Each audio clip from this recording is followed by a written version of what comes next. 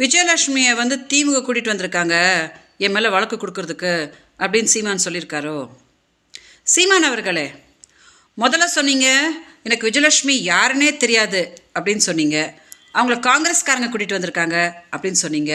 அடுத்ததான் நான் வந்து வழக்கு உங்கள் மேலே கொடுத்த போது அவங்கள வந்து பாரதிய ஜனதா கேட்டிருக்காங்க அப்படின்னு சொன்னீங்க. இப்போது மதரசலம் வச்சு நீங்கள் வந்து 2023 ஒரு பேச்சுவார்த்தைக்கு எங்கிட்ட வந்தீங்க இல்லையா? அதில் வந்து நான் 50,000 ரூபாய் மாதம் கொடுத்துட்றேன், என்னை பற்றி எங்கேயும் பேசாத அப்படின்னு சொல்லிட்டு மாதம் 50,000 ரூபாய்லாம் போட்டிங்க. எங்கிட்ட வீடியோஸ் எல்லாம் வாங்கினீங்க. அப்புறம் மதரசெல்வம் உங்கள் வீட்டுக்காரர்கிட்ட பேசுகிறதுக்கு யார்கிட்டக்கா கேட்கணும் அப்படின்ற வாக்குமூலம்லாம் கொடுத்தான்.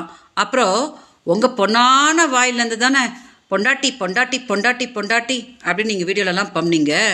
தமிழகத்தில் இருக்க எல்லா பிரச்சனைக்காகவும் குரல் கொடுக்குற நீங்கள் காலையில் செய்தியாளர் சந்திப்பில் பேசின பேச்சு ஒரு சர்ச்சையை ஏற்படுத்தியிருக்க விதமாக சர்ச்சை என்ன? அதாவது பெண்ணை தூக்கிட்டு போய் கற்பழிச்சிட்டனா இப்போ அப்படிங்கிற நீங்கள் நடந்துக்கிற விதம் எப்படி இருக்கு? விதம் எப்படி இருக்குன்னு சொல்லுங்க. எப்படி இருக்குன்னு சொல்லுங்க. சர்ச்சைக்குரிய விதம் எப்படி இருக்குன்னு சொல்லுங்க. விருப்பம் இல்லாமல் ஒரு பெண்ணை கடத்திட்டு போய் நீங்கள் வலுக்கட்டாயமாக புணர்ந்தால் தான் வன்புணர்வு வச்சாதான் அது குற்றம். நீங்கள் விரும்பி படுத்தா அதுக்கு பேர் என்ன? அதுக்கு பேர் என்ன சொல்லுங்க.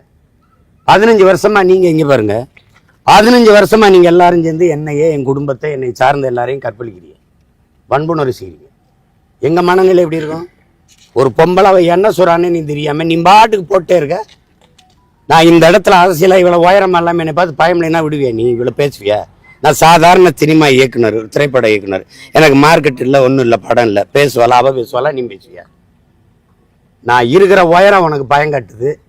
நான் வளர்ந்துருவேன்னு நினைக்கிறேன், அச்சப்படுற, நடுக்க வருது. அதனால இந்த ஆவுன்னா அந்த பொம்பளை குட்டி வந்து முன்னாடி சண்டை போடுறேன். வீரன்னா நேருக்கு நேராக போடணும், பொம்பளைக்கு பின்னாடி போய் நிற்க விடுது. பெரியாரை பற்றி நான் பேசுனேன், நீ பெரியாரை புகழ்ந்து பேசு. பெரியார் இதெல்லாம் செஞ்சிருக்கான்னு எடுத்து சொல்லி என்னை சரி பண்ணு. அவ தப்பா பேசுறா, பெரியார் பாருங்க இவ்வளவு சாதிச்சிருக்கான்னு சொல்ல ஒண்ணு இல்லை, உனக்கு ஒண்ணு இல்லை. ஆவுன்னா இந்த அவதூறு, இந்த கேவலம், இந்த வாடகை வாயை வச்சு விபச்சாரம் பண்ற ஒரு கூட்டத்தை வச்சிருக்க. அதை வச்சுக்கிட்டு பேச விட்டுக்கிட்டே இருக்கிறது. அவனுக்கு சம்பளம் மாசம். வேற பெரியார் பத்தி பேசுறதோட பின் விளைவு தான் இதுன்னு நினைக்கிறீங்க? பல நேரங்களில் என்னை சமாளிக்க முடியலாம் கூட்டி வருவாங்கங்க. இப்ப போனாலும் வச்சுக்கிறீங்க, சரியா 26 தேர்தலில் மறுபடியும் கூட்டி வருவாங்க. இந்த துயரத்துக்கு தான் வழக்க போட்டு இது முடிச்சு விடுங்கன்னு கொண்டு போனேன். ஆனா அது சரியா வரல, அது சரியா வரல.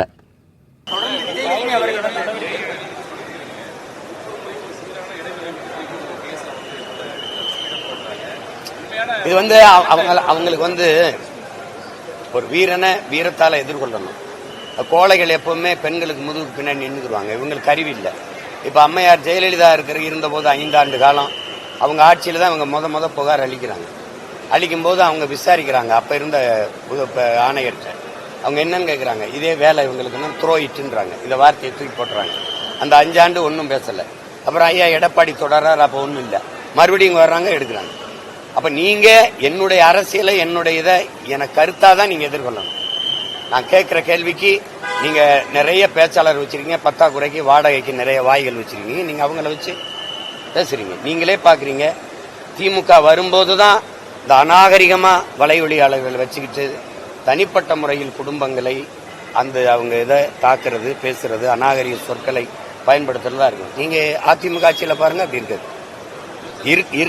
நீங்கள் பாருங்கள், அப்படி இருக்காது. இதை தொடர்ந்து செய்வாங்க. அப்படிதான் நீங்க சரி அப்படின்னா நீங்க கருத்தா தான் எதிர்கொள்ளணும். அதை விட்டுட்டு ஒவ்வொரு தடவையும் நீங்க சில இந்த குரல் ஒலிகளை நான் வெளியிடுறேன் பாருங்க. ஓட்டு கெஞ்சி தயவு செய்து நீங்க கொடுங்க, ஒவ்வொருத்தரும் நீங்க உங்களுக்கு கொடுங்க, 10 கோடி தாரம், உங்களுக்கு 5 கோடி தாரம். இதெல்லாம் வந்து எனக்கு எப்படி தோணுதுன்னா ஒரு திமிரு ஏறுது. அப்படி அந்த அந்த பயம் உங்களுக்கு இருக்கட்டும்ங்கிற ஒரு திமிரு இல்லை, அது ஏறுது. சட்டம் கடமை செய்தா? சட்டம் அண்ணா பல்கலைக்கழகத்தில் கடமை செஞ்சிச்சா? சாராயம் காய்ச்சி வித்தான், மறுபடியும் சாராயம் காய்ச்சி வித்தான். 90 நாள் உள்ள இருந்துட்டு திருப்பி வந்து காய்ச்சிறான்னா சட்டம் செஞ்சிச்சா? பள்ளிக்கூடம் எல்லா இடங்கள்லையும் பாலியல் வன்கொடுமை இருக்குது. மனநலம் பாதிக்கப்பட்ட ஒரு பெண்ணை பல பேர் வன்புணர்வு செஞ்சான். என்ன கடமை செஞ்சிச்சு? பொள்ளாச்சியில பாலியல் வன்கொடுமை, கூட்டு பாலியல் வன்கொடுமை நடந்துச்சு. கதறி அழுது அந்த வலையொலியை காணொலியை பார்த்த எல்லாரும் நீங்க அழுதிங்க, கதறணும். நீங்க எதிர்கட்சியா இருக்கும்போது வந்தவொன்னே நடவடிக்கை எடுப்பீங்க. நடவடிக்கை நடந்ததா? என்ன நடவடிக்கைங்க சட்டப்படி நடக்குது? நாடங்களும் பள்ளி கல்லூரிகள் வழிபாட்டு தலங்கள்ல போதைப் பொருள் விற்கிறது, கஞ்சா சாக்லேட் விற்கப்படுதா இல்லையா? என்ன நடவடிக்கை இருக்கு சட்டப்படி? எது சட்டப்படி? இதுவா சட்டப்படி? 15 ஆண்டுகளா ஒரு பொம்பளைய வச்சு தொடர்ச்சியா எங்களை கற்பழிச்சுக்கிட்டு இருக்கிறீங்க. என்னைய, என் குடும்பத்தை, என்னை சார்ந்து இருக்கிற என் பிள்ளைகளை, உலக நாடுகள் இருக்கிற என் இன சொந்தங்கள் எல்லாம் ஒவ்வொரு நாளும் பதறி பதறி அந்த பொம்பளை பேச வைக்கிறது, திருப்பி ஒண்ணு பேசுறது, திருப்பி பேசுறது. என்னது இது? இதை முடிச்சு விடுங்கன்னா நீதிமன்றத்துக்கு போய் வழக்கு போட்டதே நான் தான். அது உங்களுக்கு தெரியுது. அவருக்கு ஏதோ விருப்பம் இல்லை போல் இருக்குது. இது இன்னும் கொஞ்சம் நீடிக்கணும்னு இந்த நாடகத்தை. சரி, ரொம்ப பழைய கதை தான். எப்ப சந்திச்சீங்க, எப்படி முதல்ல என்ன பேசுனீங்க, அது கேட்கும்போது அந்த நகைச்சுவையெல்லாம் உங்களுக்கு வேடிக்கையா இருக்கு.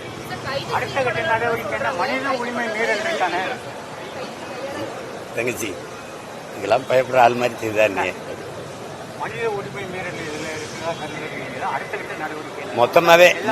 மொத்தமாவே இங்க மனித உரிமை மீறல் தான்.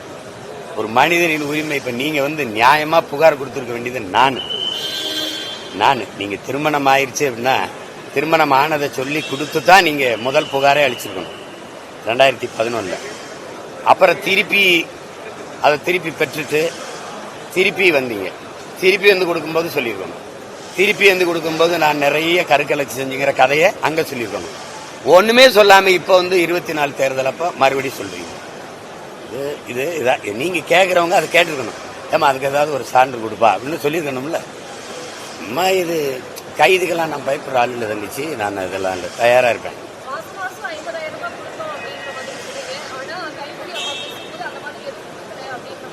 இல்ல அவங்களுக்கு தெரியாது. இவங்க என்னை சார்ந்தவங்ககிட்ட சொல்லி அழுகுறாங்க. அந்த செய்திகள்லாம் இருக்கு உங்களுக்கு வேணா. அப்புறம் நான் வேணா அது நாகரிகங்கிறது நான் வெளியில. அது ரொம்ப பாவமா இருந்துச்சு. சரி என்ன செய்யலான்னு சரி ஏதாவது உதவி விடுங்க. அப்ப அந்த மாதிரி நிறைய பேருக்கு நாங்க உதவுறோம். சரி அதை உதவி விடுங்க.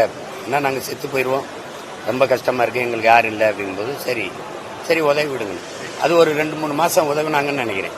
அதுக்கப்புறம் திருப்பி புகார் அளிச்சோடனே அது நின்றுச்சு. அது பேச்சு இப்ப முற்றுப்புள்ளியா இருக்காது.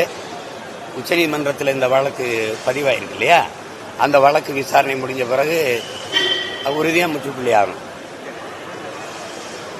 அப்புறம் அதுக்கப்புறமா ஏன் ஆட்டம் தொடரும். நீ யாரெல்லாம் நீ இந்த அவதூறை வச்சுக்கிட்டு ஆடின, அதுக்கு நீ எனக்கு பதில் சொல்லணும்ல.